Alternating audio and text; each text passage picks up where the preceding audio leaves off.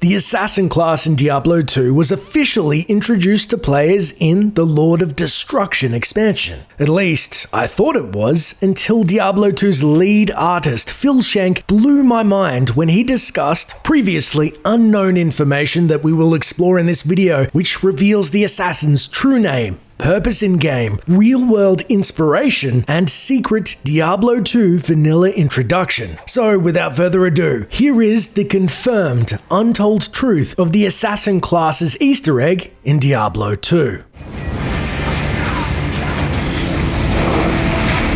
This may be our darkest hour, but it will be your greatest moment.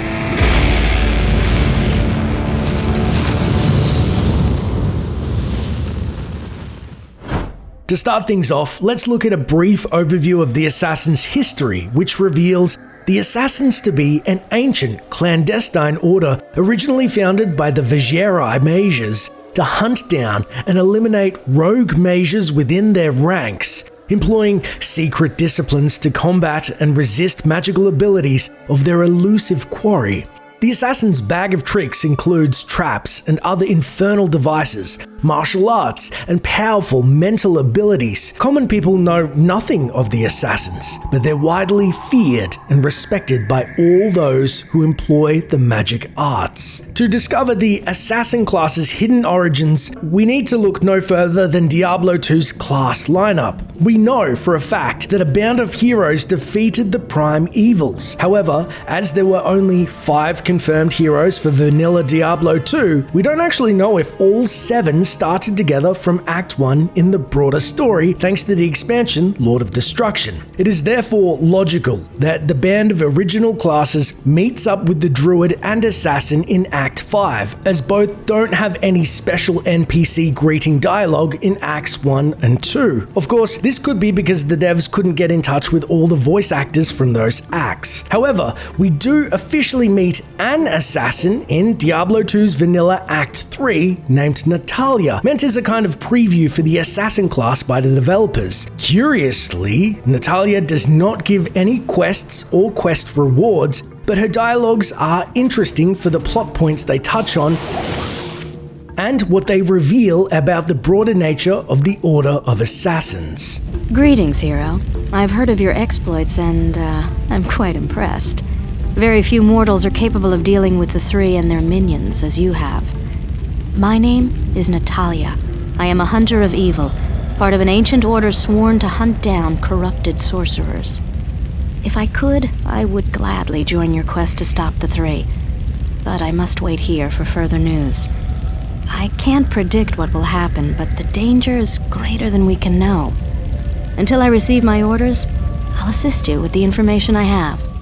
We later find out Natalya's true purpose was to ascertain if the mage Ormus was corrupted by the influence of Mephisto, who had successfully corrupted the entire Zakarum High Council and was using the Khagan Sanka Ker's body as a freshly corrupted vessel as encountered in the culmination of Act 3. You're too late. But what specifically does Natalya have to say about Ormus? My order has been keeping watch over Ormus for many years now. He seems to champion the cause of good, but who knows what shadow lurks within his soul. Throughout the game, it is clear that Ormus remains uncorrupted and still in good stead and spirits with the old gods he worshipped. If you die on this quest, I will commemorate your sacrifice in an epic poem. You will not need a potion to achieve immortality. Ormus's words will do that. But probably the biggest clue to the Assassin's origins is thanks to the devs planting Natalya specifically in Act 3, even before Lord of Destruction, and her dialogue after you kill Mephisto is pretty straightforward, stating that she is bound to Act 5 on a secret mission. Word is spreading fast that you killed Mephisto. I'd be honored to fight beside you in hell, but I've just received my mission orders. I'll be traveling to the barbarian lands of the north, but I can't tell you why. With luck, our paths will cross again. Farewell.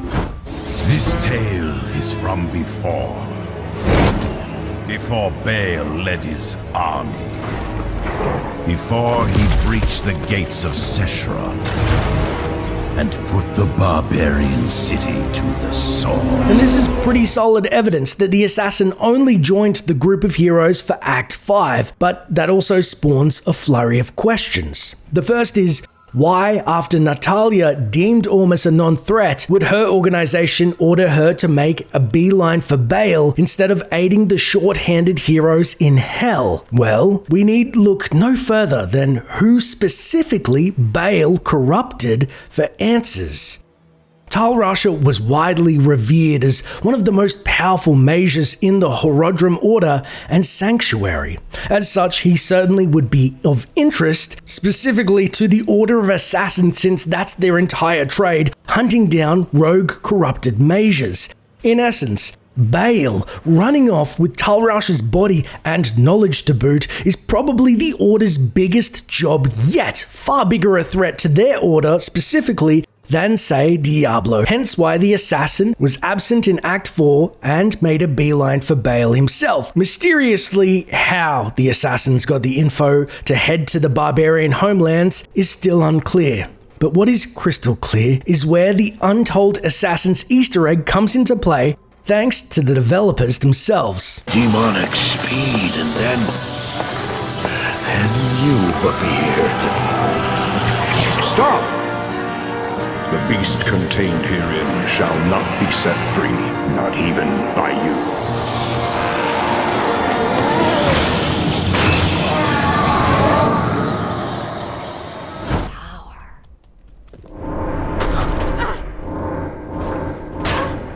My brothers will not have died in vain. Although we know the devs used Natalya specifically as an Easter egg for the upcoming class, my new Diablo theorist friend Doomscream on Twitter sent me a conversation he had with Diablo 2's lead artist Phil Shenk, who created the assassin, around the assassin's identity. Specifically, that the assassin class in Diablo 2 is probably not a generic grunt from the Order, in which he asks, I've been meaning to ask this for ages. Was Natalya, the assassin NPC in Act 3, meant to be the canon stand-in assassin hero who joins the band of heroes after Act 3? Her not having a special greeting to the assassin when I play as an assassin always made me feel that that was the case, which is honestly a great pickup. Usually when NPCs of similar classes are introduced to the player in Diablo 2, they would be bequeathed with unique knowledge. Natalya, however,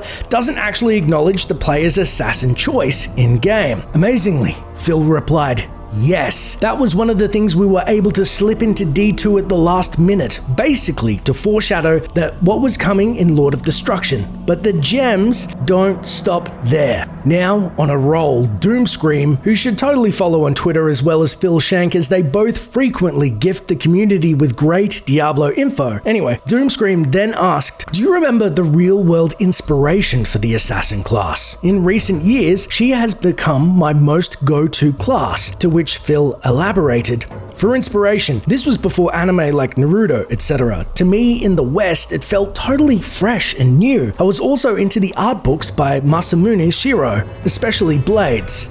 So a lot of the OG costume design used that as a reference. Leather and plates, sexy ninja vibe. Toned down a lot, of course, knowing smiley face. And it's funny that Phil toned down the aesthetic, as there has been a huge pushback from fans who felt the assassin, among other classes in Diablo 2 Resurrected, were further muted in their design, which I made a video on just recently and I will touch on soon. Phil then further revealed her inspiration came from a few places. There was a movie called Hero, and I loved the trailer. Kung Fu, wirework style fighting with people basically flying and pushing stuff around with their chi powers. It blew my mind. I'd never seen anything like it. To further inadvertently respond to a previous debate as to why the assassin's ethnicity changed due to a new design in Diablo 2 Resurrected, one possible answer comes from Doomscream's question, as he asked, Natalya is a common Slavic name, so I thought there would be minor Slavic influences in the design. As a Slav myself, I had to ask. Of course, the name could have been picked just because it sounded cool, which is always a good call, big smiley face. To which Phil responded, yeah, If I recall correctly, just because it sounded vaguely assassin-like, cool, badass, and sexy/mysterious. Actually, here's 6 degrees of Natalya the Assassin separation, so let's do this. Natalya is a Slavic form of the name Natalie, making Natalya one of the few characters with Slavic names who are not confirmed to come from Ivgorod, which the monks hail from, and she actually fits their ethnicity kind of description. Anyway, there is another Easter egg bound in Diablo 1. Natalie Portman appeared in the assassin movie Leon the Professional, and coincidentally, if you recolor an area of the Diablo 1 title screen, a hidden message says, Natalie Portman rocks. The real controversial question is, who slipped Natalie Portman rocks in the D1 intro screen as it was released in 1996, putting her at 15 years young? I'm praying that they really like that movie. Anyway, moving on to awesome canon Easter eggs. Dudes, you know I'm talking to you! We love you, Natalie! Someone survived. Natalya the Assassin from D2 has her own item set in Diablo 3, which further reveals more information about her character, although we don't know if she still is the canon assassin in D3. However, we officially know, and some players may not, is that Natalya became a demon hunter by the events of Diablo 3. The flavor text of some of her item sets reveal this and say, Natalya turned away from the ways of the Vizhak Tar and sought redemption in the weapons of the demon hunters. Natalya knew how to use the darkness as a weapon. She had new prey and they would not escape her sight. Treading through the blood of demons brought her some semblance of peace. Anywhere her prey could run, Natalya could follow. Essentially, as Blizzard showed, the Necromancer and Sorceress from Diablo 2 had a canon return in Diablo 3. But it seems the assassin Natalya could also have had deeper roots than expected. Her first canon appearance in Vanilla D2's Docks and Kurast, then hunting the twisted form of Tal Rasha in Act 5, all the way to becoming a confirmed demon hunter in Diablo 3. Am the hunter.